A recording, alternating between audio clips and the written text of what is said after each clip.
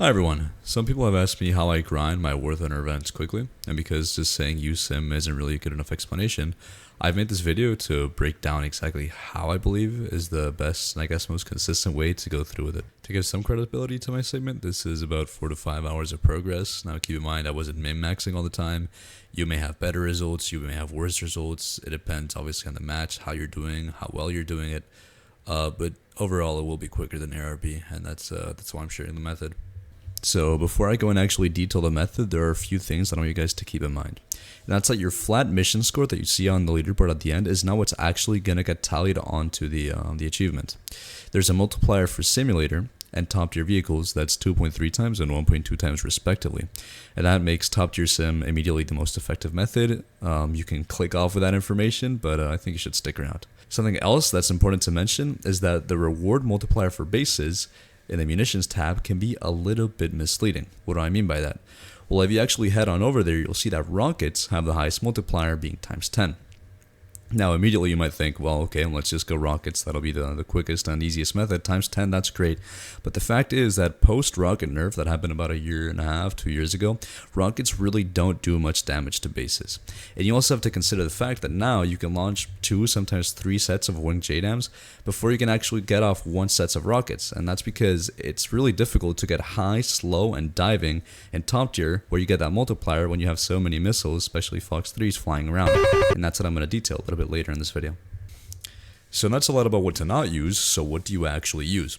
Well, this is a conversation that really depends on who you're talking to, right? A lot of players don't have the SU-34 and the F-15E, which are, in my opinion, and I think objectively by every measure I can think of, the best vehicles to do this in. A lot of people ask me, hey, is an AMX good? It has JDAMs. Hey, is a Tornado good? It also has JDAMs. Yes, they are all okay.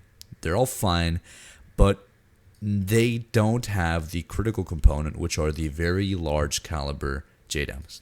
Particularly with the SU-34, you get a 3,000 kilogram beast that has wings that can carry it, and I'm not exaggerating, around 70% of the length of Tunisia if you launch it at altitude with speed.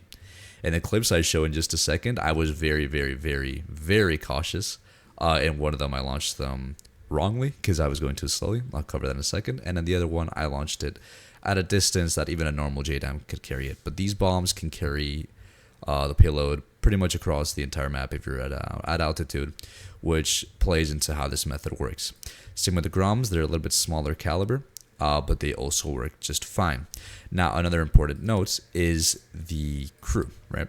Groms are going to have some spread. They are going to have some spread. And what I recommend you do is level up weapon maintenance as much as possible. This will reduce that spread and make them more accurate to your GPS ping. But that's just a little tip. Now, I don't have access to the F-15E on my main account. However, I have tried firsthand on my American's Friends account what the best munition is. Now, take all of this with a grain of salt because I have experimented with what I believe is the best, which is the GBU-64. I also tried out the smaller glide bombs, and obviously the GBU-62s as well, just to see if the extra distance was worth it.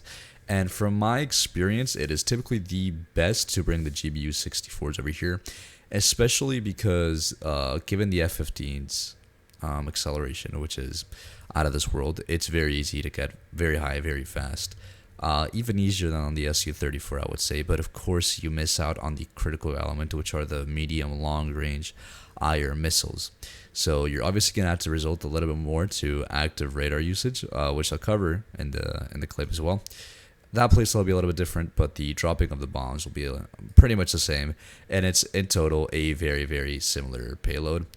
However, you don't have the big funny 3,000 kilogram glide bomb in the middle, so that's up to you to decide. I believe these two planes are the best.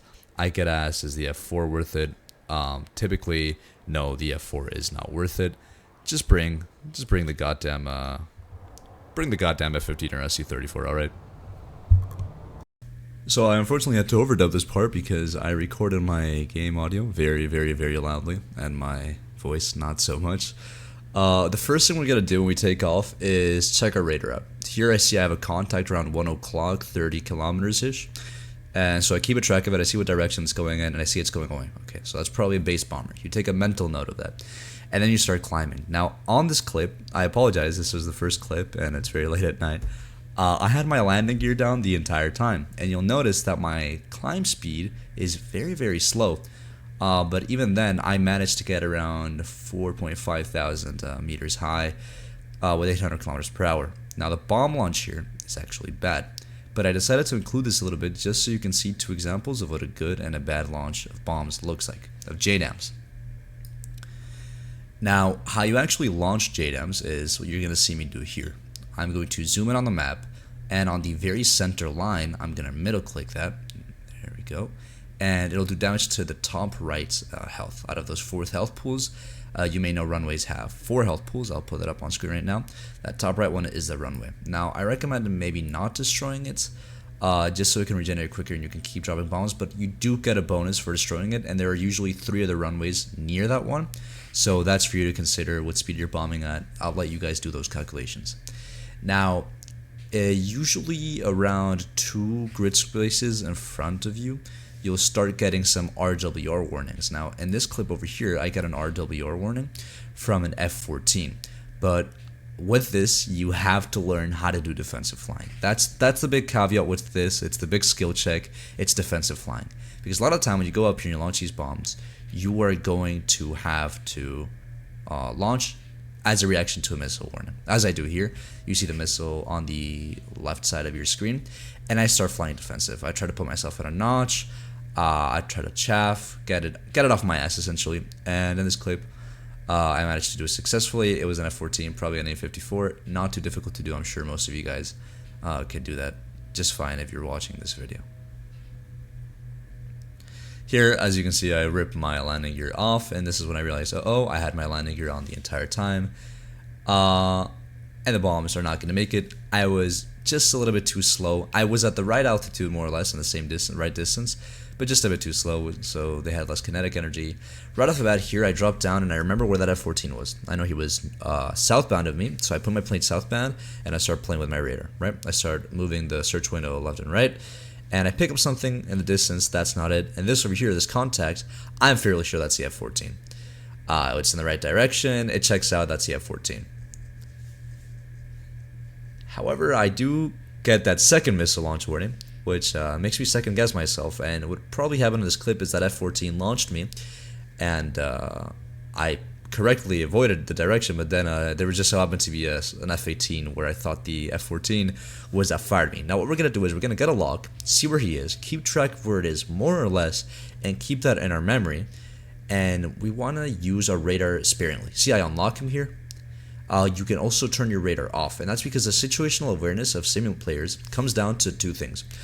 Our radar, obviously, which is however many degrees forward, usually 40-ish, and importantly our RWR. Right? Without that, we're blind. Here, I'm pretty aggressive with my radar here. I'm pretty aggressive. But just there, you saw me turn it off as I'm getting closer to him. And this is something you want to make use of. You want to toggle your radar on and off and go for IR stealth kills. Why? If you're playing top tier sim and you want to get a lot of kills, radar is the way to go. You can do Fox 3 launches, you can secure many kills. But here, we only really want to assure 1 kill, and maybe 2 if we're lucky. So that's why IR is the way. So see here, I start pre-flaring just in case he goes IR, and my IR missile picks him from the front because he probably just didn't even think there was anything coming. To be honest, that player was kind of sleeping, but you get the gist. IR stealth kills are going to be your way to go, especially when you're flying towards airfields. You can get good front aspects, and if you're running the Soviet tree, especially with the R-27s, with the US tree, it's going to be a little bit different. So I'm going to J out here and show you another example of what a good launch looks like.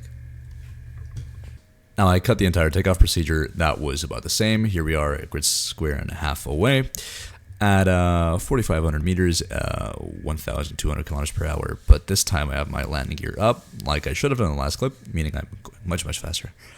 What this allows me to do is, again, get a solid altitude. I'm going to go around 6,000 meters just to be sure. You can do this at 5.5K, even 5K if you're going quickly. You really don't need to be up this high. I just want to be safe. And I launch the bombs, and off they go.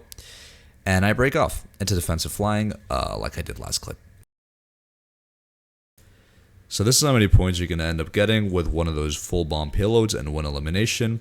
Now keep in mind I do have 2 deaths here because of the 2 clips I recorded, so those will actually translate to about 1.1 something points. You do get some out of mission score for deaths, which, believe it or not, over the entire match, especially if you're doing this thing where you get 1 kill, you drop JDAMs and J out, it'll actually add up to 1,000, 1,500 by the end of it. And that's that.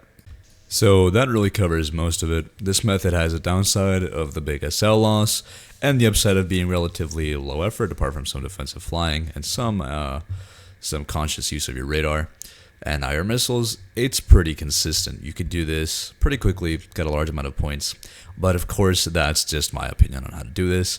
Other people might disagree, other people might have different methods, and if you do, I really encourage you to let me know in the comments. Any mistakes I make in this video are purely because of my own naivety. None of it is malice, and I apologize if I do, but make sure to correct me. So that really covers it for my my approach on grinding all of these events, and I hope that this plane sells for a solid amount. I hope your grind is worth it, and I'll see you guys on the other side of the goddamn snail. Bye-bye.